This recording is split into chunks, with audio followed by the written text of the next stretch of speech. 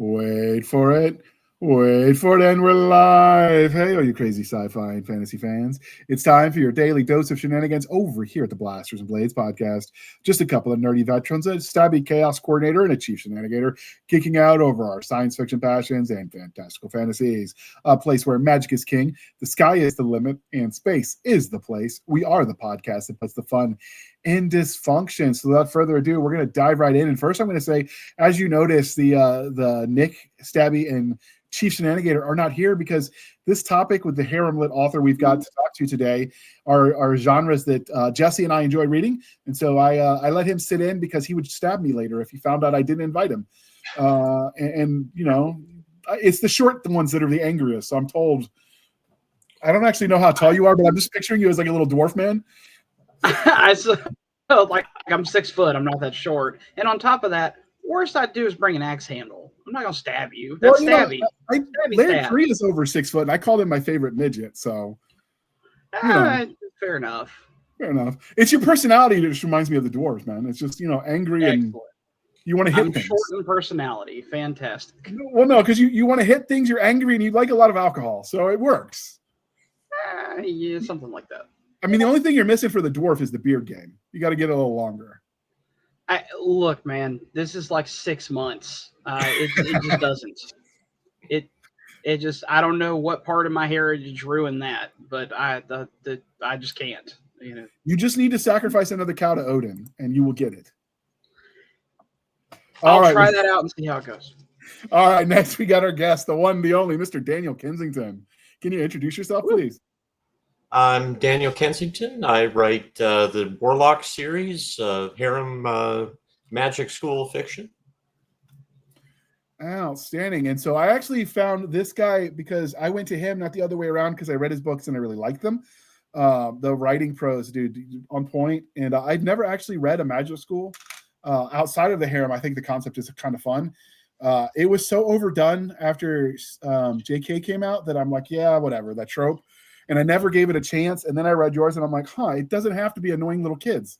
Okay. And so I'm like, you made me a believer. So it can be annoying college students. But college kids you can punch in the face and nobody looks at you funny.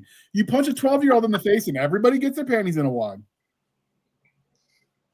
So, all right, before we get started, though, we do have to do the religion question. Are you ready for this? I'm ready. All right, Star Wars, Star Trek, or Firefly? Firefly. Okay, what is it about Firefly that speaks to you? I like the grittiness of it. It's that space western feel. In fact, I'm working on another pen name on a series. The first books have Blaster Will Travel as sort of an homage back to that, the old serial westerns and everything. And I know a guy who wrote a great novella called Firefly Season 2, which has an interesting concept of entertainment in the multiverse, where somewhere out there's a universe where Firefly Season 2 exists. So were you a Louis L'Amour fan as a kid then? No, not. I never got into reading Westerns, but I liked watching them, especially Have Gun Will Travel, that old Paladin series. Okay, if you had to pick between the two iconic cowboys of Clint Eastwood or John Wayne, who are you picking? Eastwood. Excellent choice. Okay. Outlaw Josie Wales? Yeah. Is that your favorite too, Jesse? Yeah, definitely. Yeah. I grew up in a military family, so in my head, I'm just always heard my grandpa complaining that Marion hid from the war in the film department when the rest of Hollywood went and fought, including Clark Gable and all the others. And that's what was the boost to his career. But somehow he always played tough guys. And, I haven't researched it myself. I just know that I was at a few VFW conventions where all the old timers were like, they had nothing nice to say. Them going on about him was about what I got when I got Vietnam guys talking about Jane Fonda. Wow. It was about the same. They had opinions, and we're going to leave it at that. Okay. Because we are polytheistic here at the Blasters and Blades podcast, Game of Thrones, The Wheel of Time, or Chronicles of Narnia? Thrones and Narnia. I never was a Wheel of Time fan. Okay. Given what you write in Warlock, I'm surprised you like the grimdark of the Game of Thrones.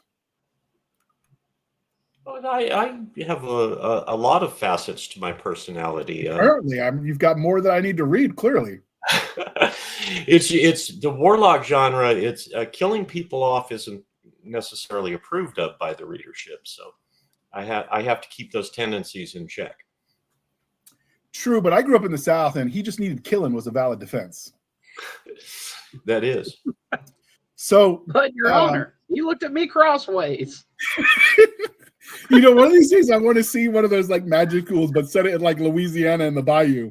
It would be a totally different experience. Ma'am, that boy was in dire need of bleeding. You could throw some voodoo and Santeria and hoodoo in there. I'm telling you, it's a hell of a story right there. It's just writing itself. Plus, you get the accents. If you could get someone who could do the Creole accents, I mean, that would be fun to listen to, if nothing else. No spoilers for Warlock 4, but there's a trip to Louisiana. Nice. I don't remember who wrote it, but How to Hunt Ghosts and Get Girls was one that was set in Louisiana. The audiobook for that one was all Louisiana accents. And I didn't even it was recommended after I bought yours because it was in the same HaremLit. And I heard the audiobook and I didn't really care what it's about because they did the accents. And I'm like, this is awesome. Sometimes the audiobook, that'll get you the accents. That's I have to regularly apologize to my narrators. I do things to them that are just bad. Elizabeth Klett does my Karoo series, and I've given her every British dialect, French, German, Russian, Punjabi curses, and I made her sing a Welsh lullaby. Wow. You were with me as a normal until you threw Welsh in there, and I'm like, yeah, she's cursing your name. Well, I made Lewis and Roz sing in Romany. Even that's not as bad as the Welsh. I mean, we have to have standards, sir. Unless the world goes to chaos. I know some authors when I first started writing like 2015 that were in the same writing circle that were from Sri Lanka. And so I used their full name in one of my books. It's just the side character. They didn't get but a bit part, but they were in there. And I thought for sure the publisher and the editors would make me change it to something pronounceable. So it was just in there giggling to see how long it would last. And it made it to the narrator. And he called and he's like, yeah, we're changing that. And I'm not saying that. And I'm like, oh, yes, sir. After I wish the shock of like, wait a minute, that's still in there. I thought they edited that out. So in Warlock 3, there's 2 full paragraphs of Romany. I can't wait. Romany. I mean, full multi-sentences. It's a pledge and response for something. So is that said by the female or the male narrator? Because it's for a dear listener, if you don't listen to a lot of audiobooks, when they do the dual narration, generally speaking, the main character determines if it's a male or female reader, and then the other narrator reads all the voice acting for the other gender. So if you have a male narrator, if you have a male main character, the female narrator would just do the female voices and vice versa. Right. Yeah. So it's a pair of narrators, and the Romany is male and female. So I got them both. I made them or would have got them both, but I got an email from Royal Guard when I sent them the manuscript that said, "Okay, what do you want to do with these 2 paragraphs?" So in the audio, it's changed to there was a bunch of foreign language spoken.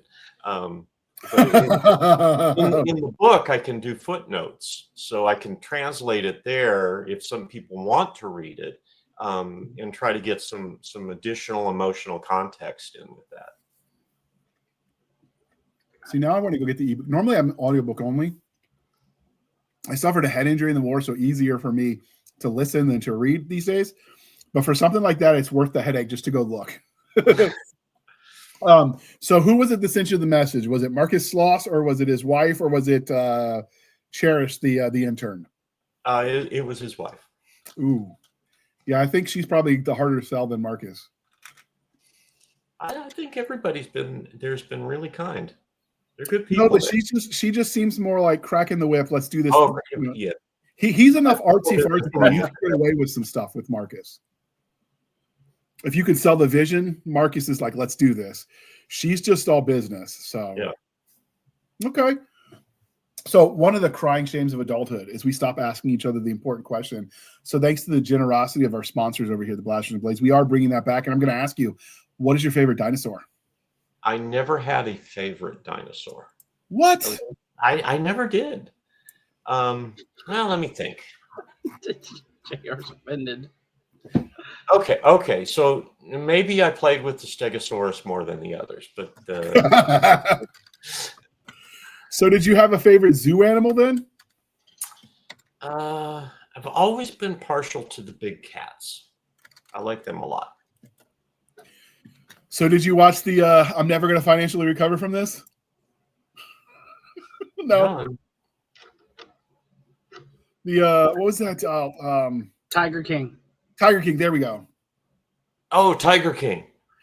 I did not watch that. It just didn't appeal to me. I live in Florida, so I see shit like that all the time. Sorry. Yes. We sometimes get words up too. Okay, so this is the part. I use words a lot. Just so you know, dear listener, before we get any deeper in this episode, and I should have led into that. Obviously, he writes HaremLit, so we're going to be talking about a book. While we won't be graphic in the podcast, the book has some scenes. So if the discussion even close to that remotely offends you, we're warning you now. You can just skip to the next episode. But, you know, we're going to trust your discretion and go from there. Okay, so big cats, do you have a favorite?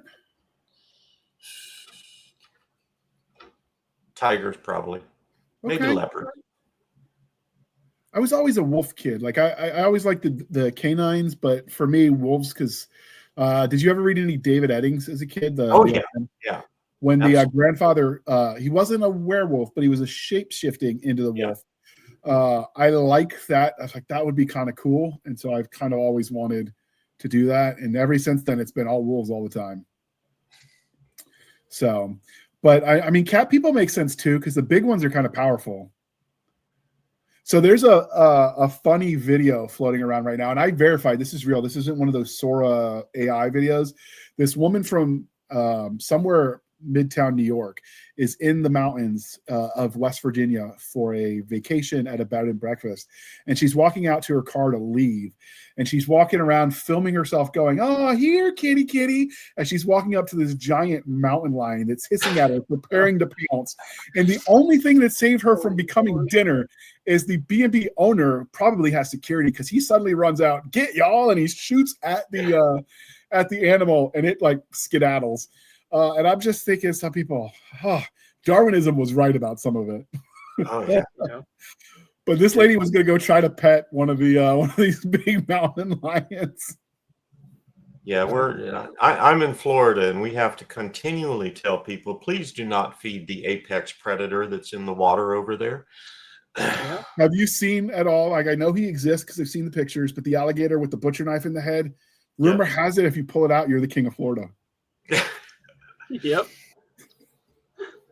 So in all fairness, because we make the Florida jokes, Florida isn't abnormal in the amount of weird stuff that happens there. What makes them abnormal is Florida has what they call their sunshine laws, which means that if you break the law there, it's public. Like, they're not hiding it for you. Yep. And so, you know, everybody can find out, whereas it's a lot harder to get that information if you break the law in, I don't know, Michigan or Wisconsin or even Virginia.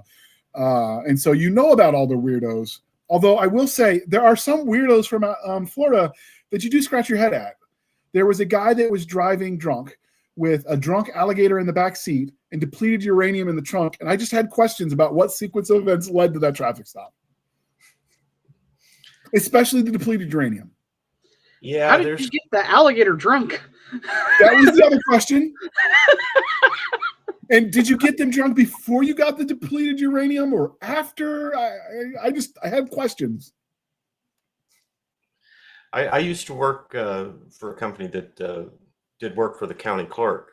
So I've read some case files that had some interesting stories in them. There is a woman who's famous because Taco Bell sponsored her, but she got in trouble because she found out her boyfriend was cheating on her. So she showed up to his house and she slapped him and the cheating strumpet with the taco in the face. She spent 30 days in jail. And when she got out, she said she'd do it again. And Taco Bell tweeted her back and said, "Don't threaten us with a good time." And then they sponsored her and gave her a job. Which I'm like, I can't even be mad. If somebody hit me with a taco, I'd probably just ask for another and eat it too. I'm not going to lie. It's a taco. So, all right. So you didn't have a favorite dinosaur. Is that because you're from Florida? Like Florida, you just don't like get into dinosaurs because you have alligators? That could be it. Because I've for been us, around alligators, alligators my whole life, so I mean, they're basically dinosaurs. Yeah. Okay. All right. So we are civilized human beings here at the Blast and Blades podcast. We are no longer knuckle dragging troglodytes. So coffee or tea, and how do you take it? Both black. Okay. Do you have a favorite blend of tea? I'm doing an English breakfast tea right now. Kind of liking that. I used to do the whole Tivana thing with the Breville brewer and all that, and beetroot sugar. But I kind of gone back to the basics lately. Okay. Do you do it loose leaf, bagged, or bagged loose leaf? The tea is actually curried right now. Okay. Convenience. I know you lose some of the benefits when you get the Lipton style where they press it, but there's a lot of health benefits in tea if you steep it loose leaf. The compromise is because it's a pain in the butt to do it like where you just pour the leaves in the water and let it steep and then pull them out. And so then they had you get the metal straining ball. That's a pain too. And so they started taking, well, if we just put it in a mesh bag, you get the benefits of the leaf, the tea bag plus. And so you can get a lot of those now, fancy like. But when I was a barista in college, we had to learn about teas as well. So, well, I had one of those tea makers that you tell it what kind of tea, and it moves the basket down and steeps, and then brings it up, and then brings it down again. It was incredible to watch. Does it change the way it tastes? Yeah, I think so. I think it was a better brew because it heated the water to precisely the right temperature for green or black or white or whatever you programmed it for, and then did the steep and moved the thing up and down. It was tasty. I was kind of disappointed when Tiavana went under.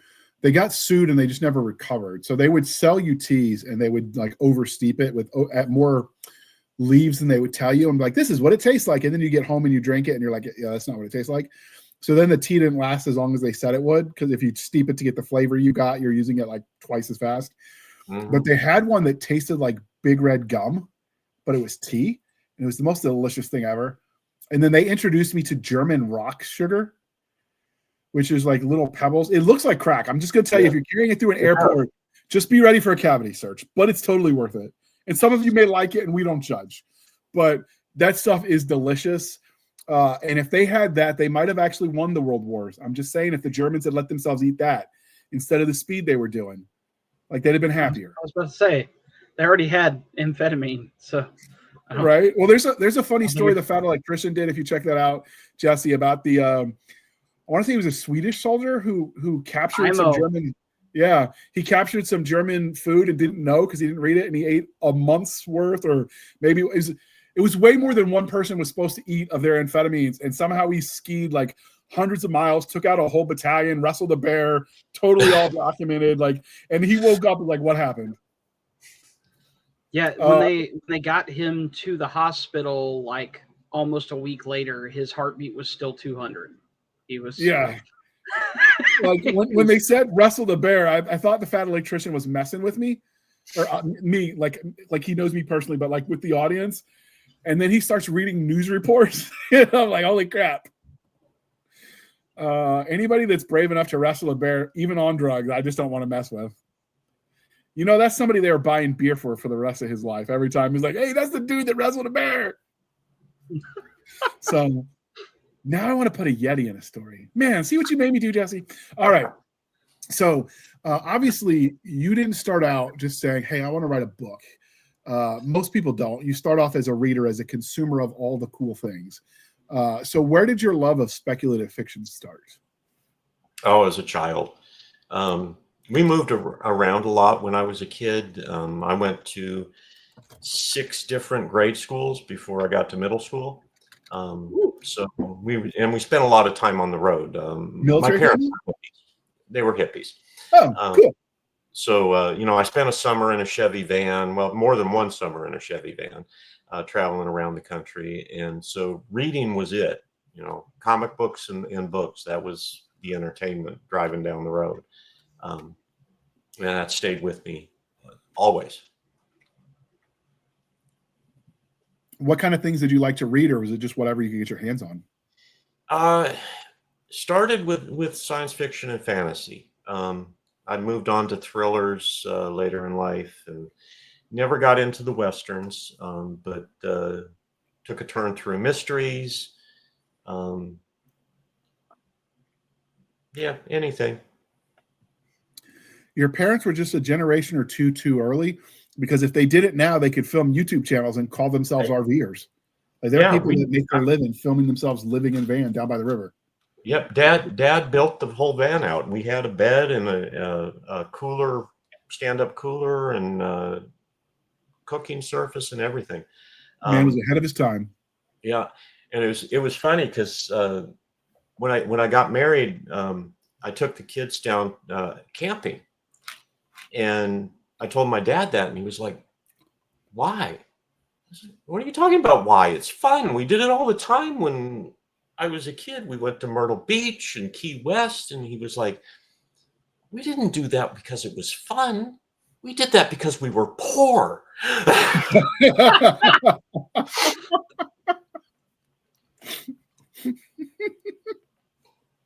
Yeah, at least he's honest. What did you say to that? Opinion of camping. Yeah. I still like it.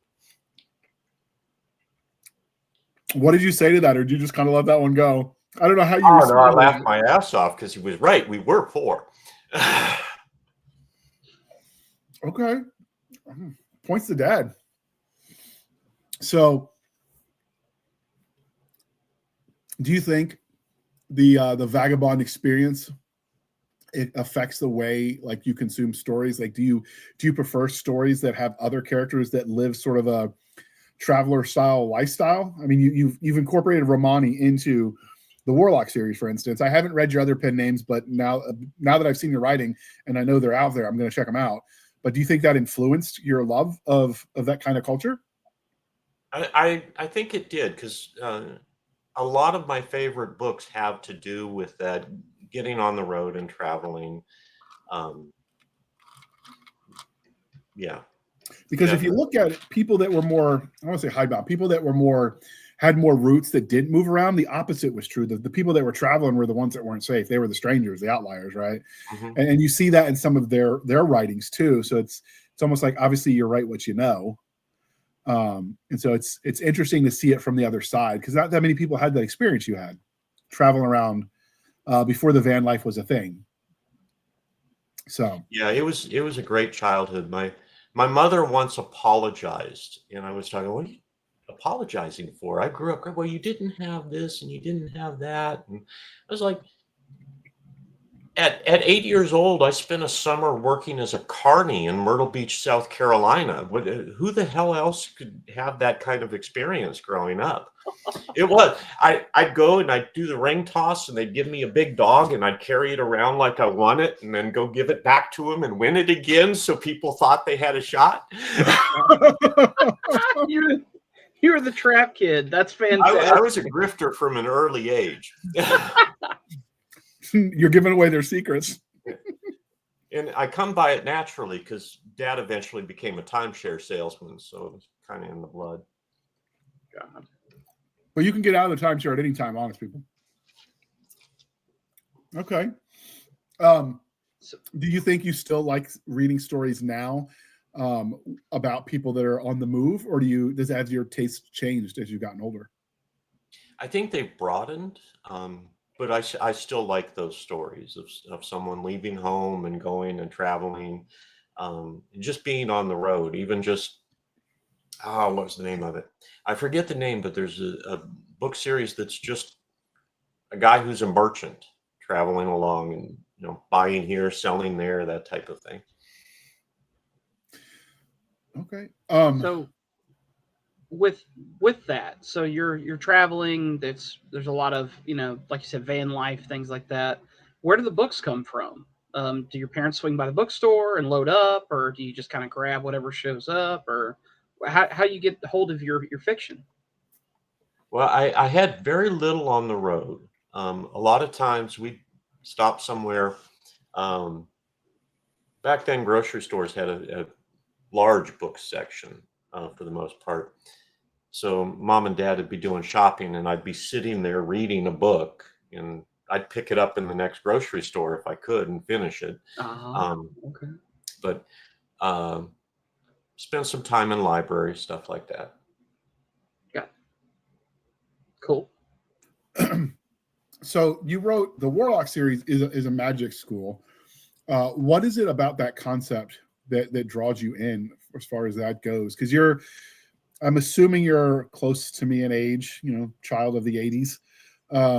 And so like Harry Potter came after us, which case you didn't grow up with the magic schools everywhere as a kid. So what is it about the concept that appeals to you? Well, I think for Warlock itself, I wanted it to be young people because the whole concept of the coven is a lifetime bond, and building that you don't do in that society at 30 or something. So it was almost required that it be college age. And when the main character started to be conceived, he was just coming out of foster care. So moving into that age range and going to a school, and that also it allows me to introduce the magic concepts as him learning them in that structured environment rather than trying to do big info dumps to the reader. That's actually one of the things I really liked about the main character is the foster care. There was a decent number of people, at least in my cohort in the infantry, when I was going through, I enlisted in 98. A lot of people leave foster care as young boys. They don't have a lot of options. And so, women have the oldest profession and men have the infantry. And so there were a decent number of foster kids who joined the military. And so I knew a lot of them. So for me, it was like visiting an old friend. And so I really appreciated because we don't recognize what happens to those kids when they age out of a system that already doesn't treat them well.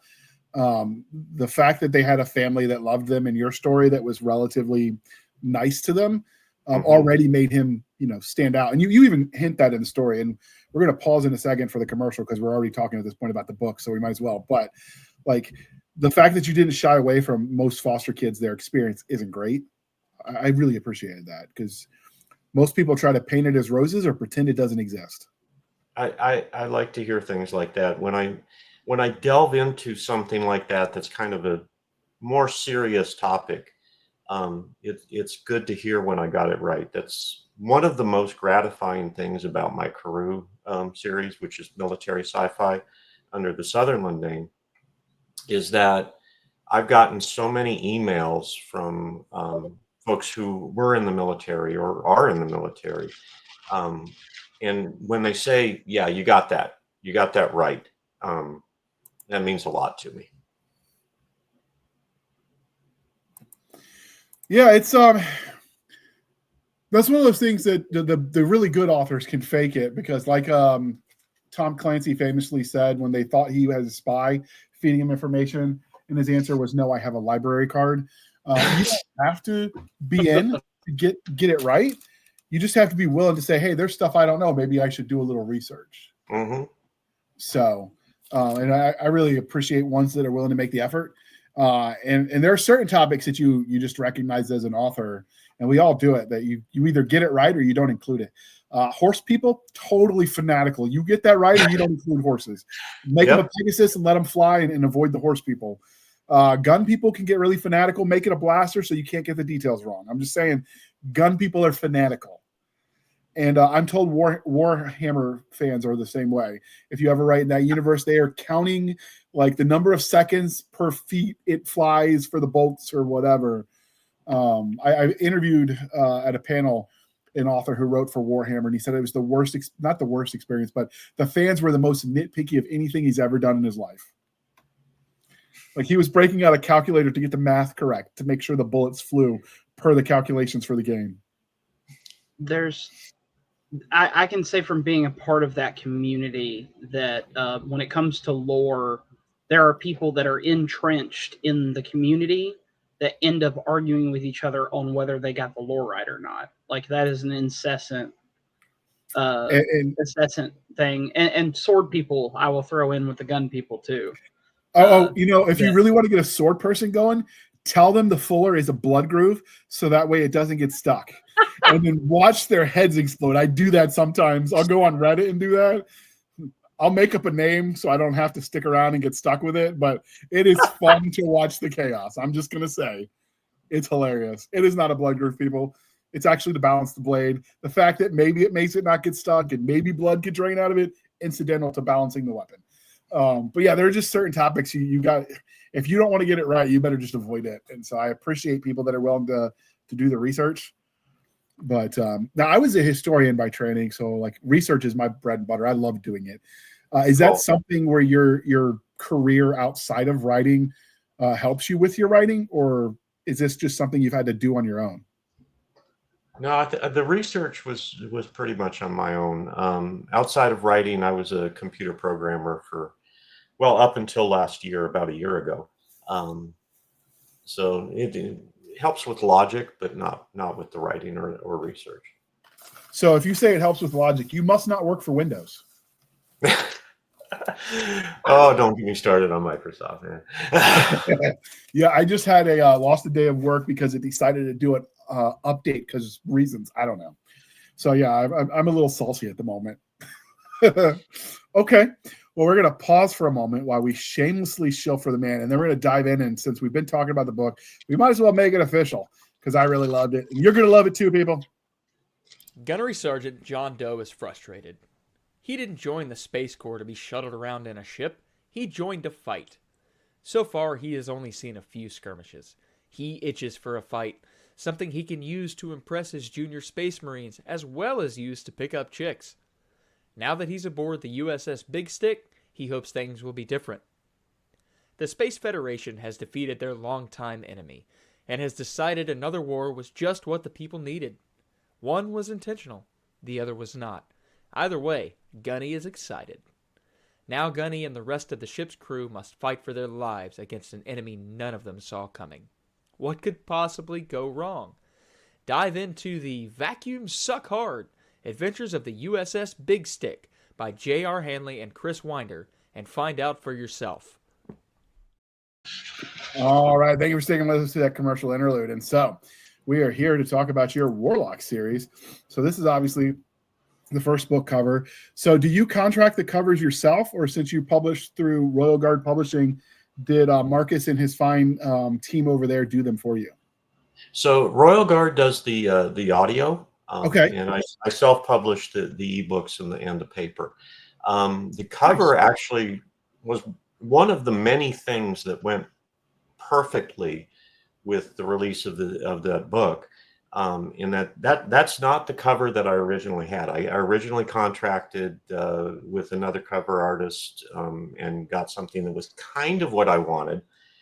But when I complained about it, my wife said, "Let me take a shot at it," and she came up with this, which was much, much better. A lot of the credit for the success of the series goes to that cover.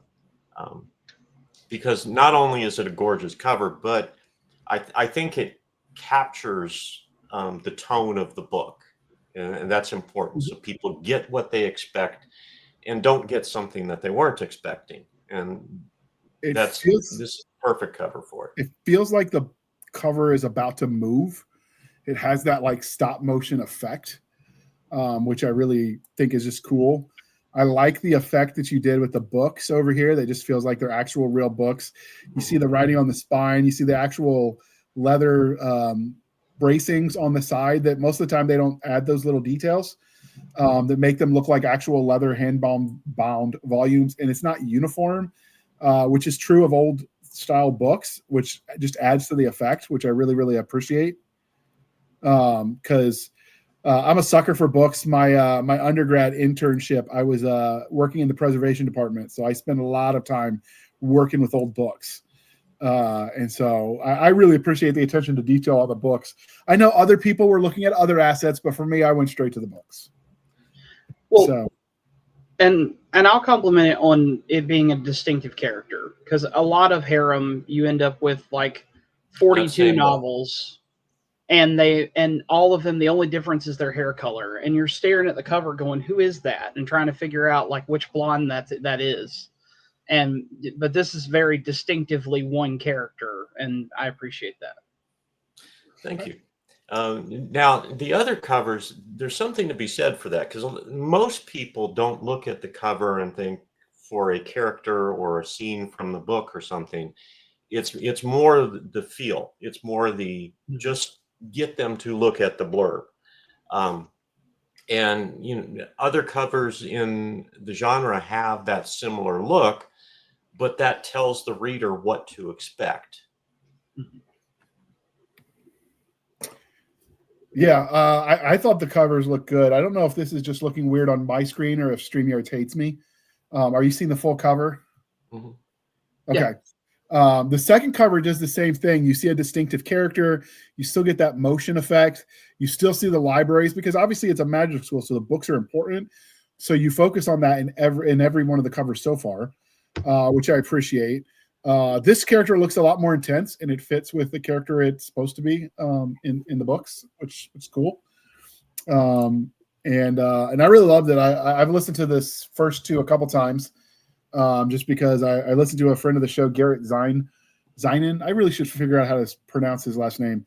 But we've listened to it just because we're in a book club together. And so every so often he'll be like, oh, we're going to do it again, JR. I'm like, oh, okay, fine. So we listen to them again. But I think the blonde is supposed to be Cassandra, yeah? Yep. Okay, and then the redhead on book one is Samantha. Yep. And then, of course, we've got on book three, see if I remember correctly, because I haven't read book three, but book three is supposed to be Rachel. That is correct. Okay.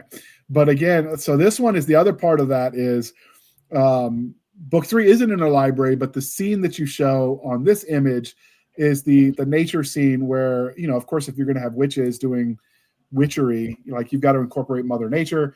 Absolutely. And I really appreciate that you incorporated that in a way that almost feels druidic without trying to feel like you're copying and pasting, our vague understanding of their culture and their magic practices. Because one thing you could say about the Romans, they did a really good job of wiping them off the map. And so we're just guessing anyway. So rather than steal from that, you kind of took the vague ideas and made them your own, which I really thought was kind of cool the way you did it. And so I like that you incorporated that sort of nature element to the witchcraft and you put it on the cover. So now did your wife end up doing all of the other covers as well? Yes. Okay. So it's team effort. I appreciate that. Yeah. She's also my editor. So. Ooh, cool. That must make dinner awkward sometimes. No worries there. Okay. So when you started the idea, like where did the basic concept for this series? Oh, well, first off, obviously we've said this is HaremLit. It has naughty scenes, so it's adult novel, people, and we'll move on. Where did you get the idea that became the Warlock series from? Like, was it like, where did the idea come from? I wanted to read or write something in the harem genre because I'd been reading that for quite a while and was really enjoying it. And I was just trying to think of, where should I go with that? And I've also liked the magic school genre. So I decided to combine them. And that's where it came from. The concept of the witches is I wanted a reason for there to be a harem. And the Coven of 13 Witches and one Warlock kind of has that ready-made. So that worked out well. I think in the fantasy side of the HaremLit genre, increasing the magic is generally the reason for all of the harem stuff, which works. I think on the sci-fi, I haven't read as much of those because I don't think there's as much out there. But repopulating the stars is as good a reason as any. There you go.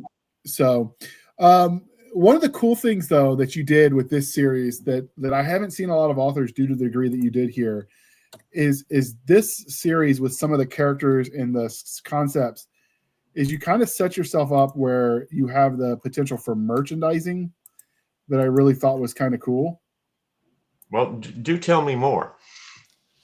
Well, you've got the I don't know why it's not letting me see it. There we go. Like you've got the cups. You saw all the items that I saw. I showed the coffee cups because you can get the whole image, dear listener. But these are available on mugs and T-shirts. Probably you could get them on coffee cups. I don't know who's providing the print on demand that you're using, but generally speaking, you can put it on a variety of sources. But like the Pitchfork supplier, which I think is hilarious. I don't even know what H&B is, but because I don't know what series that ties to, but it's just hilarious. That's Hannah and Brittany. Okay. So as Warlock progressed in whether they would be or not be coming, into the coven or not, there was a lot of conversation in the Discord about they better. Okay. The villagers grabbed their pitchforks. There's also an official torch supplier. And yeah, the Halloween month was great. I like that. Yeah, that's from the book where they were celebrating Halloween and it looked real. And they're calming the kids because they were touring the Halloween town essentially. The humans that didn't know it was magic. Like, oh, it's only a robot. It's okay. The college puts werewolf costumes on those Boston Robotics dogs and runs them around the campus, which I think is kind of cool. I mean, it's as good a reason to use them as any. And then, of course, you've got the cat, which plays an important role. So Shadow Meow putting the FO and FAFO because the cat's kind of feisty, so it kind of fits. And I just really like the way you did the merch. I've always said I was going to do merch for my stuff, but I've just been too lazy to hire someone to come up with the ideas because I am not an artist. And so I really like what you did. Now, has that been well received by fans? It has. I mean, it's not flying off the shelves or anything, but there's some purchases. It brings in some money, and people get some cool stuff. The Bad Witch Club, believe it or not, the best-selling item in that line is the panties. So I don't know what's happening to them out there, but that's that. Yeah. I like the best bitches and tired warlocks for the Blackwood family reunion. I thought that was hilarious. That's the family line that the Warlock is from. And if you've got 13 wives, you're going to be pretty tired too. Yeah. So, but yeah, I just like the merch that you came up with. And it looks simple but classy. I really dig it. So, but with the series now, right now you have 3 books out. When I was getting the show notes for this prepped, your Patreon links, you're talking about book 4. How long do you see the series going? So when I started this, I figured it was going to be 4 books, 1 per school year. 3 books in, we made it to graduation, or the end of the first year. I'm sorry, one of the characters graduated. So it's looking to be more than 4. I'm currently thinking it's going to be 12. 3 per school year, and then a wrap up. 13 with the wrap up, but it could go longer. It could go shorter, probably longer. And the books are long. I was not expecting to spend almost 500,000 words on the first year of this endeavor, but that's where it hit. I mean, the prose are really clean. I thought the way you told the story, I really like the way the characters work together. Sometimes in the harem-lit genre, and not all of them are good. You got to kind of find the diamonds in the rough. Some of them, it's smut dressed up as a genre. And, if you like that, great. Hold the book with one hand, do your thing. But I prefer plot. I prefer the characters to actually matter.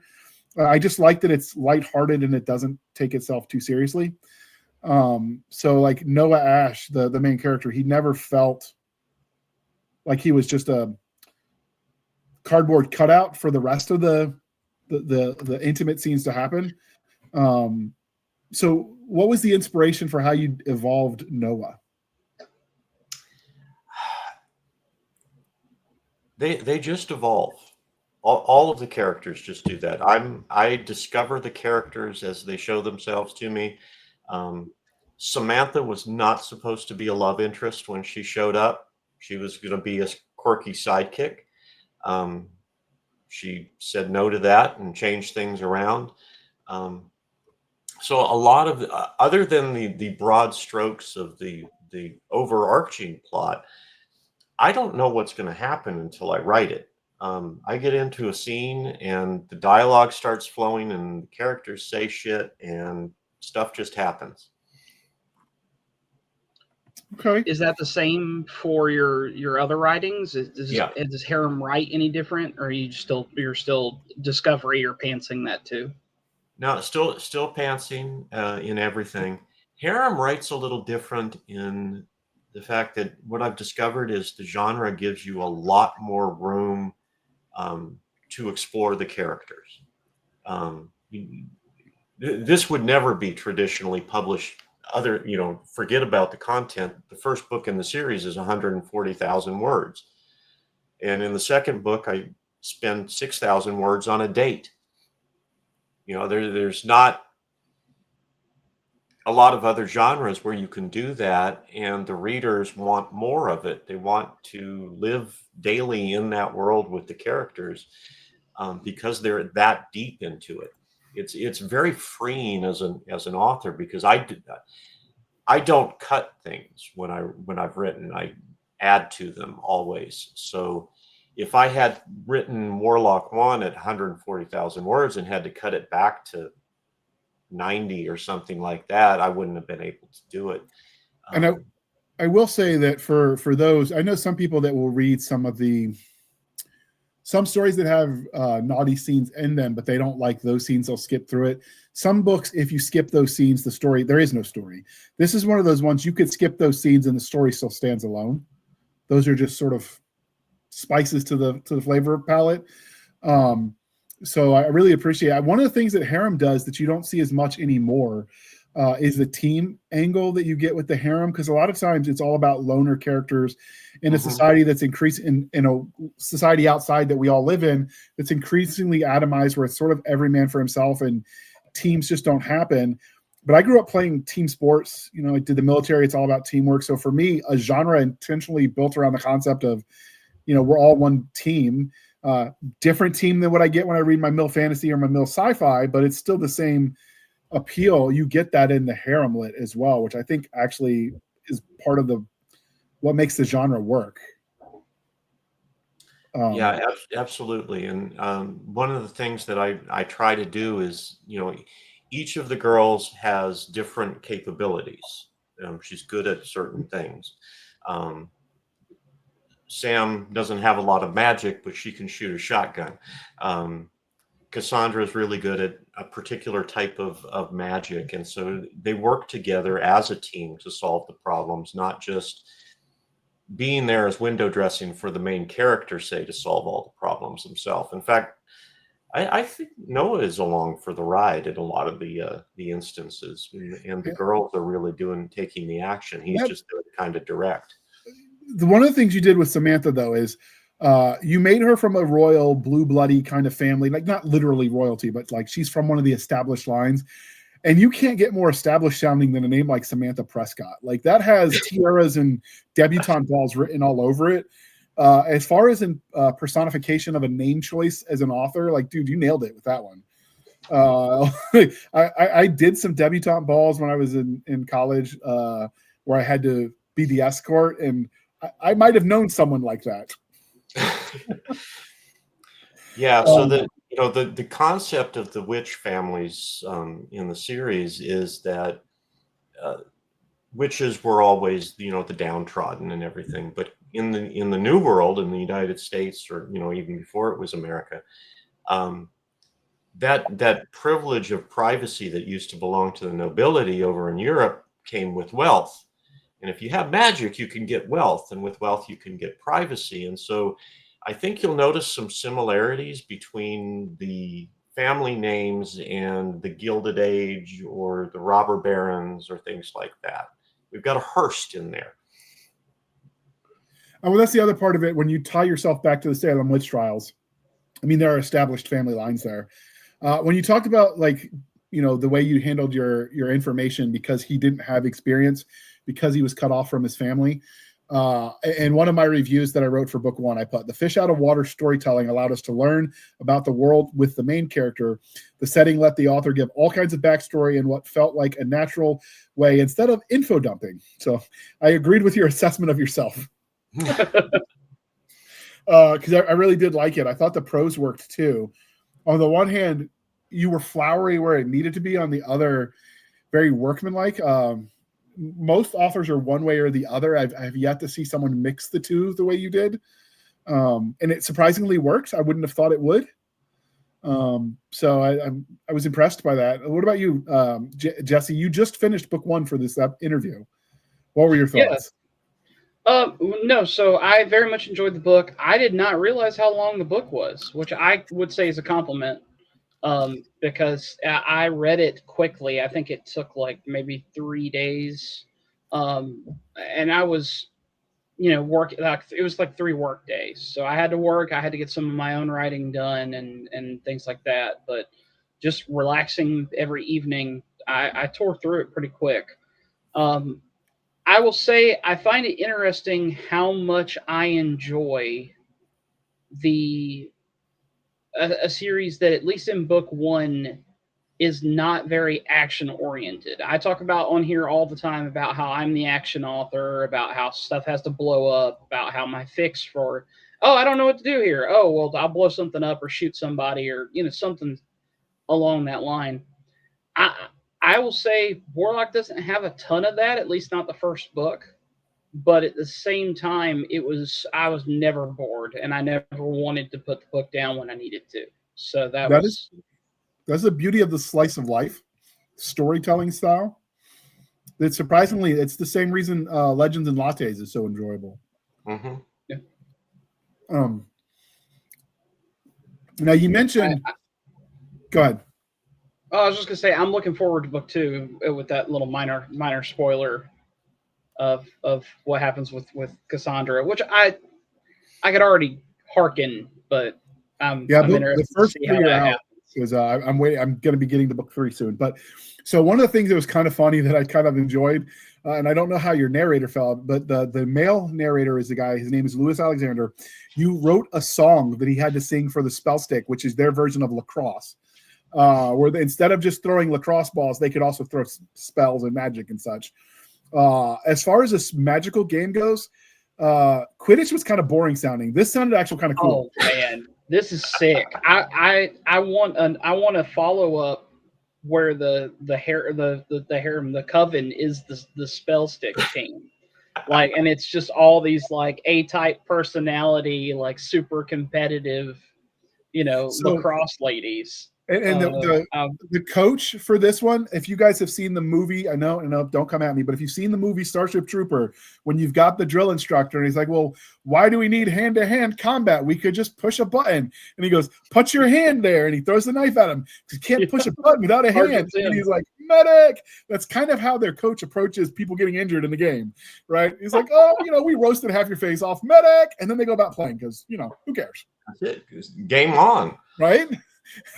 So I really appreciated the irreverence in which they handled the game, and it felt actual real because when I played college rugby, the rugby game practiced right next to the lacrosse field, and maybe the lacrosse team got a little irritated that we crossed over onto their side of the field one too many times. So I got hit with one of the lacrosse balls, and I'm gonna tell you that hurt like a son of a gun. And so I can appreciate that from firsthand experience, what you were putting your players through when then you throw magic and like flames and fire and mud. And it felt more real as a sport, as a contact sport than Quidditch ever did. And I've seen some of the Harry Potter movies. And that's one of the scenes I didn't fall asleep for. And even that, it was like, whatever. And I know people love it. I'm not yucking your yum. I'm just saying it didn't work for me. Thank you. but the spell stick game did. What was the impetus? Did you play lacrosse? No. I've always been a hockey fan. Okay, I can see it. That. So I tried to think of the most brutal sport that women would play, and it's lacrosse.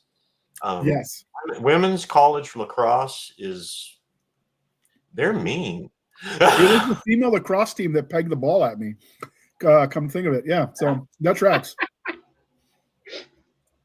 Get off my field, Handley. I'm like, oops. So I gave them fire as well. I guess I'm only alive because they didn't have fire that day. Because that might have ended differently for me. That's cool though. I like that you did that. Now, did you have to like research the rules for lacrosse to get this, or did you just sort of wing it? Because you didn't delve into it too much, but it sounded like there was cohesion to what you were writing. There is. There's deviation, but for the most part, the positions are the same, and a lot of the rules are the same, but just adjusted for the fact that you can set people on fire. And I like that you had like the Pee-wee leagues up as the girls were getting older. So that way you can kind of build the world within a world. Yeah. Sometimes those little details that you don't think are important, when people add this, and you can do that with just little offhand comments, and the reader will build things up in their head. You say one thing about a Pee-wee team, and they've got a whole architecture of tournaments that they're thinking about with just one reference. Yeah, and it's the trick is to make the world feel lived in, really, is what you're looking for. And sometimes we succeed and sometimes not so much. And they said, we all do the best we can each time. And sometimes, like you said, you hit it out of the park and sometimes you don't, but I really like that you did that. Now, when it comes to some of the way you did the magic, is that something you pre-planned how the magic was going to work?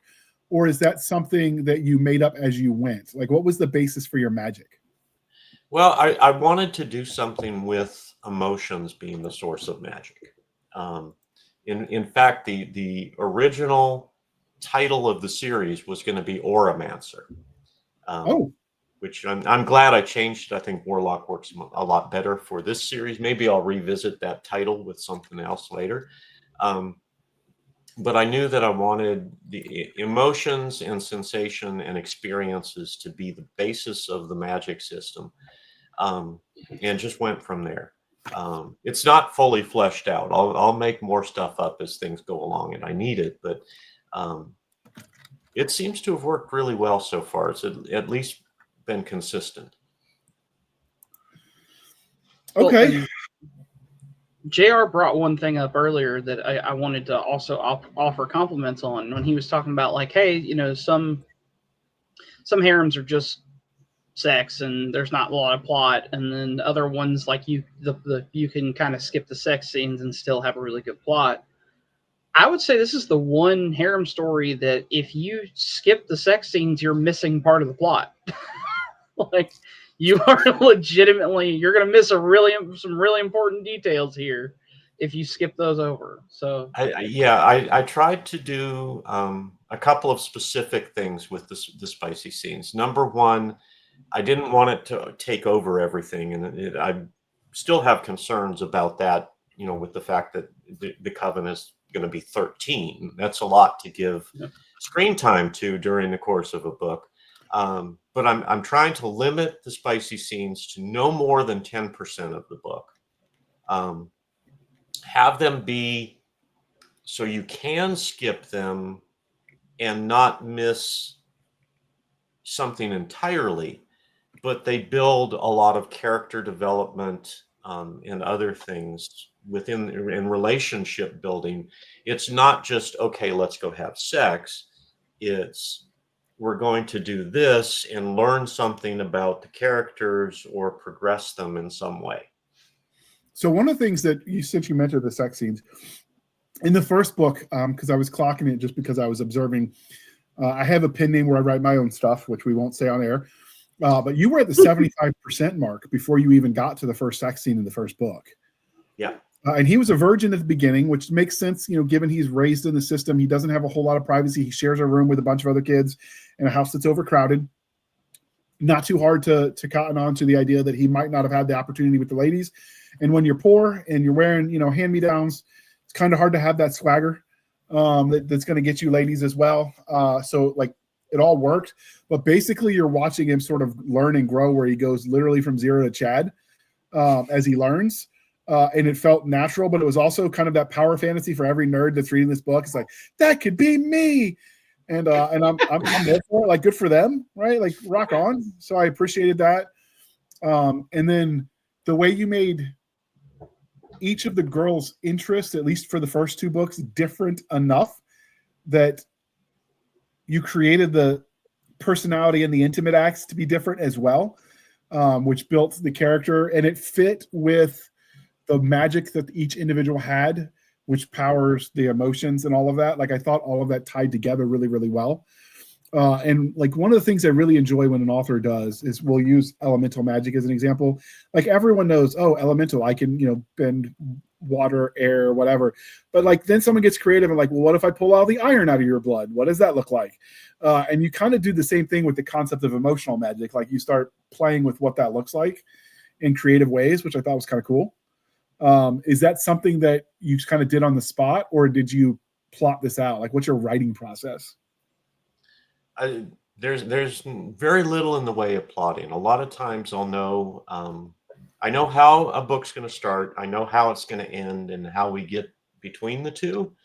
I really don't have any idea. The Warlock was a little bit different than that, in that I knew what turned into the 3-book arc.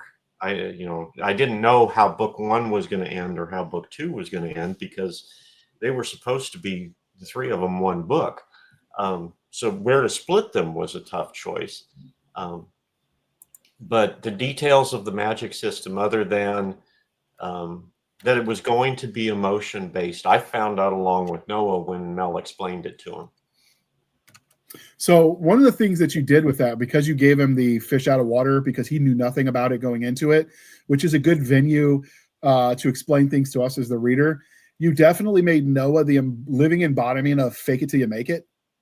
And as a former infantry sergeant, like, totally, I appreciate that more than you'll ever know. Because if you can't dazzle them with brilliance, baffle them with bullshit was our motto. And so that really worked for me. So I appreciate it. Was that when you were writing that, was that your intention to design him that way, or did it just sort of evolve as you were writing him? With all the characters, that's just the way he is. I don't make decisions about how the characters' personalities turn out. They just turn out that way. So it surprises me a whole lot. So one of the things you did during the intimate acts is you see it more in some of the shifter romances, be it harem, regular romance, smuttier romance, spicier, whatever the term you want to use, is this concept of like the mating mark that either the head witch places on the warlock or vice versa. Where did that concept come from? I haven't seen that a lot in the witch style stories. That's more shifter based. Well, that was part of the witch trials, looking for the witch's mark, the devil's mark. I see. When I hear that in the read it historical context, you always associate that with, oh, they were looking for molds and calling that like whatever.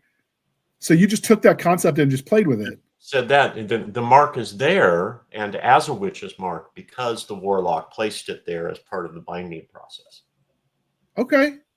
I would have not thought to gone there, but I thought it worked. I thought for a second when you did it, we were about to go into shifter wear something land, but it worked. Well, the biting is a Noah thing. It doesn't always have to be a bite. Okay. All right, that makes sense. And then this is the part where because I read this as part of a book club, dear listener, I will say there were a lot of Easter eggs in this novel that went right over my head, but I know that they're there. So if you're a fan of certain genre of magical academy type books, maybe a wizarding hat involved, you will get some of the jokes that went over my head, but even not knowing them, the jokes still landed because I was laughing at them. And then he told me why I was laughing. I'm like, oh, that's what that was about. I just thought it was funny. So you might get extra laughs out of it if you know the references, but I tend not to put pop culture references because mine are probably dated, because even when I was young I liked stuff older than me, but I thought it was kind of cool that you incorporated pop culture in. Did you catch any of those when you were reading, Jesse? You're younger than me, so you might have caught some of them. Yeah, no, I did. I probably not all of them, but I did read the Wizarding World as a child, so that helped to some degree. All that being said, there's how can I put this? When you're reading, there's like a blissful flow that happens sometimes, and it will let you skip some of those things. And so there was a couple wait a minute moments where it was like, I'm just reading, I'm good, I'm doing whatever, Oh, okay, that's cool. And then I was like, hold on, wait a minute. And then you go back. So yeah, I had to. I could not write a character today going to magic school who wouldn't make fun of that or wouldn't make comments about that. It wasn't. I couldn't believe a character would not. So it just had to happen. So for me, the one reference that I got is, so I used to do a weekly gaming group where James Ward was our DM, and the party was known for willingly throwing fireballs in the direction of our own party because collateral damage just didn't bother us. And so the way you made jokes about the fireball and everyone just throwing them willy-nilly, I thought was hilarious. And it spoke to the inner like gaming nerd inside of me. So is that something you grew up doing, like the dice role-playing games? Oh yeah. Okay. Yeah. I caught a little bit of that going in there, and I'm like, okay, you'd have fit into that group where we were like totally gassing our friends in order to get the bad guys. Yep. It was the have you seen? I didn't ask how big the room was. I said I cast fireball. Right, it's the Lord Farquhar line. Some of you may die. It's a sacrifice I am willing to make. That was kind of our motto whenever we cast fireball. And I thought those references there too. So there's a little bit of something for everybody if you love nerdy pop culture in this. Is there a limit, you think, on where the magic is going to go? Is there anything you won't do? Not if it works for the story. Okay, so you have obviously shape-shifting. No spoilers, but it happens in the books. You've got magical creatures. You've got some that are older than we think is possible now. Conventional wisdom. Again, no spoilers. But we haven't seen any of the traditional fairy, fae, etc. We know vampires exist. You talked about that in book 1, so it's not a spoiler. Are there other, besides vampires, wizards, warlocks? I guess wizards and warlocks are essentially the same thing. Besides the vampires, werewolves, and the magical, are there any other fae type fantasy creatures you're going to include as of yet, that you, even if you haven't decided, that you potentially might enjoy writing? Yes. And as Milena says, in explaining the world behind the veil to Noah, pretty much everything that exists in myth and legend exists behind the veil, just maybe not the way that the mundanes think about them. As an example, in the vampires, it's not really the blood that they're after, it's the magical power that they drain. So they're a little bit different. And I get to play with that because of the, sort of eternal enemy that I set up for the witches in the patriarchy, in that there's sort of a two-sided propaganda war that's been going on for 2,000 years between that group and the witches. So nothing that we know as mundanes, thinking of legends and history, is necessarily the case. So I can pretty much make it anything I want. And so, one, I'm going to acknowledge Jesse's humor, and he says, is there anything you won't do, is a pretty dangerous and loaded question. And he's absolutely right, because most authors will see that as a challenge.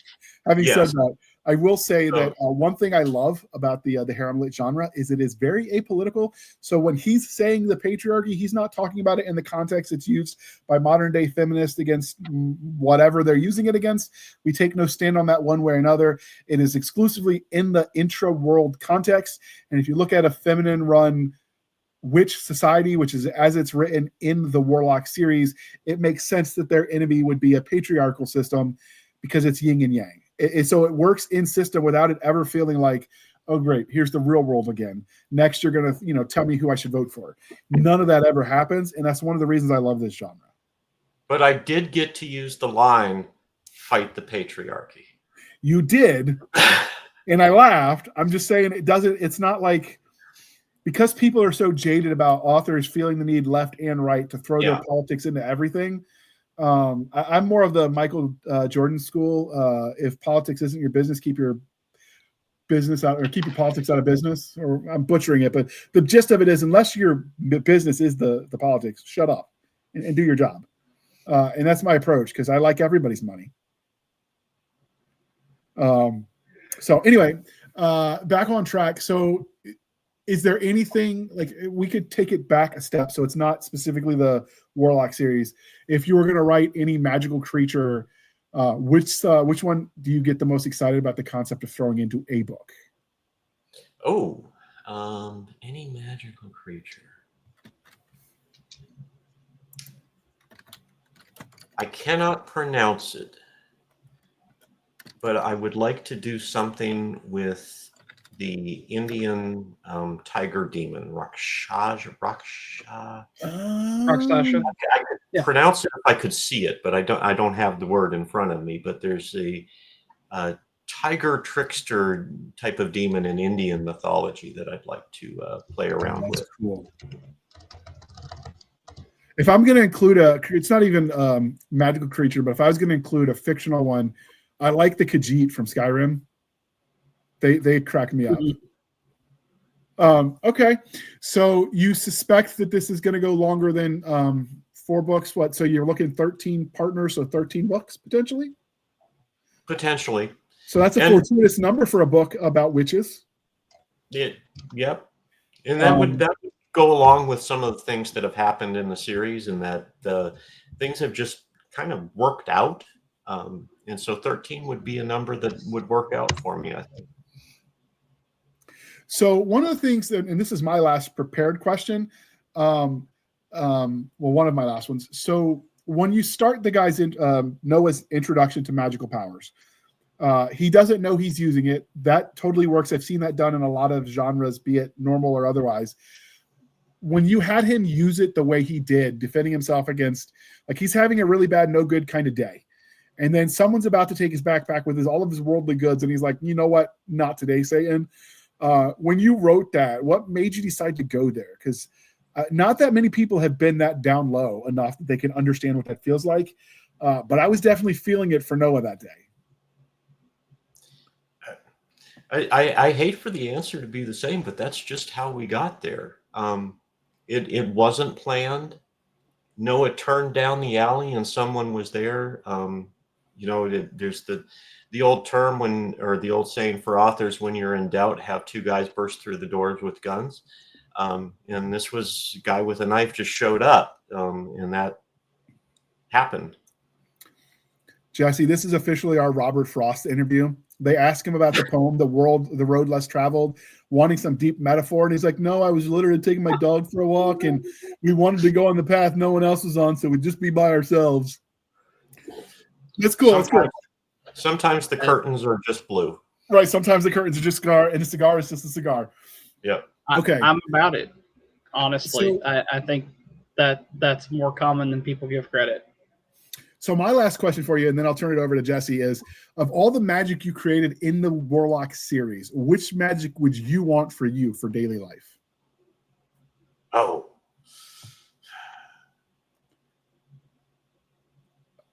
I'm always going for Fireball because I love fireballs. No, I'd want glamour. Glamour? I could see that. Hide, look like somebody. You can do a lot of things with that. It's basically the Jedi mind trick. A lot of possibilities. Well, what about you, Jesse? Which one are you taking? Oh, um, I mean, only seeing in book one, I'm sure if fire's present, then some of the other elements are too. Yes, No, they did earth. There was earth pillars in the spell Earth, stick match. water. and Yep. water as well because they got the I mud. Yeah, I feel like um, it is a rare situation you are in that there is not earth somewhere, especially considering like metal, whatever. Like that's, I would argue that's part of it. I don't know how Daniel handled that, but like I've been playing with my like metal D20 in a lot of the interviews and stuff we've been doing lately, just because it's a comfort item. Um, but like any kind of earth metal manipulation is definitely right up my alley. Okay. You got any final questions before we let this guy go to sleep? Because normal bedtimes and people got jobs and stuff. I do have one. So I was gonna ask if it didn't get brought up how you decided like, hey, I'm gonna write harem. Which you said like, oh, I was reading it and decided I wanted to try my hand, and you're clearly an experienced author in other categories. Do you think that this is the harem series? Like this is the one that you're going to do, or do you think at some other point you'll decide like you've got another harem idea and you want to run with it? Oh, I've already got another one. It's No. called Goblin Gigs. Is the first book. It's much lighter, both in weight and tone. Because Warlock got a little deep. I was not expecting to go in the directions of, hey, let's write a harem series where the overlying theme is what happens when a people deviate from the tenets of their religion. Wasn't what I was expecting. So I've got another one in the works that'll publish it in early next year, where I can just have some fun, just be lighthearted and not carry those heavy themes. Not that I don't like the heavy themes. I love it. I love being able to do it, and I love how it's been responded to. But sometimes you need a break. Yeah. Well, lightweight, just like the Goblin Girls. It makes sense. And I mean, given you named your publishing company Dark Space, I'm not surprised. Is there a story with how you named that press? Well, Dark Space is from the Karoo books under my Sutherland name. And so the concept, or the faster than light travel, is through dark space, which is dark matter providing the concept of the ocean and dark energy providing the winds. And that's how the ships travel from, system to system, is by sailing through that. So when that was successful, I just used it for the company name. That works. Okay. So this is the part, dear listener, where I remind you to please be kind and speak your mind on the reviewing platforms. Your reviews help the right readers find the right book. So do your part. It really does make a difference. You can leave reviews over there on Goodreads, on Amazon, where you bought the book, on Audible, where you bought the audiobook. You can start a website, leave reviews there. Whatever you do, tell a friend, tell a neighbor, tell a dozen friends and neighbors. It really does help spread the word. And with that, Daniel, all the links will be in the show notes, but where can listeners and viewers find you on the Wild Interwebs? I've got a Facebook page, which I don't update very often because I'm bad about that. There's a Patreon, which has a free tier to just get updates and everything. And we've got a Discord for the series, which has rampant speculation between books. And I am going to be joining that Discord because I already have these discussions with Garret, and so now I can have more friends to get nerdy with. And they've already written twice as many words about the series as there is in the series. So that's winning at life, sir. You did good if you did that, generated that. They're great. Now, have they started like making their own spell stick teams and like planning the tournaments? Oh, I don't think they're there yet. Okay. Well, now we got goals. All right. Jesse, since you are a fill-in guest, if people aren't familiar with you, where might they find you on the wild interwebs? I mean, if you're not sick of my face yet, you can find me at outlawauthor.com. That'll take you to all my different socials. I have X, which is Jesse James Books. I have Substack, which is Outlaw Author, or my name. Either one will get you there. I've got Instagram. That's just my full name, Jesse James Fain. But yeah, outlawauthor.com will have all those links, and you can take your pick your poison, so to speak. All right. And you can find us, dear listener, on our Linktree, linktr.ee, Linktree/Blasters and Blades Podcast. Again, Linktree/Blasters and Blades Podcast, where we link to all the things, the BitChute, the Rumble, the YouTube, the TikTok, the Twitters. We've got our Spotify, our Discord, our Blasters and Blades Facebook group and Facebook page. We have our email, blastersandbladespodcast@gmail.com. Again, blastersandbladespodcast@gmail.com. For professional purposes only, people save the shenanigans from out of Stabby Stab over there on the Instagram, Twitter, and the email. You can support the show by going to buymeacoffee.com/author J.R. Handley. Again, buymeacoffee.com/author J.R. Handley. These episodes aren't free to produce, and every penny counts, and we are grateful for your patronage. Speaking of, if you want to help support the show, you can get some of that Buy Me a Coffee. You can support the show. And if you get some of that coffee over there, link is in the show notes. The discount code is Podcast Grunts. It really does help. You get 10% off. We get a little bit of a kickback. It's a win-win, people. And with that, I would like to thank you for spending some of your precious time with us. For my crazy co-host, I am J.R. Handley, and this was the Blasters and Blades Podcast. We'll be back next week at the same time, where we'll indulge our love of nerd culture, cheesy jokes, and all things that go boom. Thank you for coming on, Jesse. Daniel, this was a lot of fun. And now I'm going to have to go dig into your other books, more stuff to read. Cool. If I ever get a wish from a genie, all I need is one wish and I'm immortal. I don't want to die till my TBR pile is red. I will never die.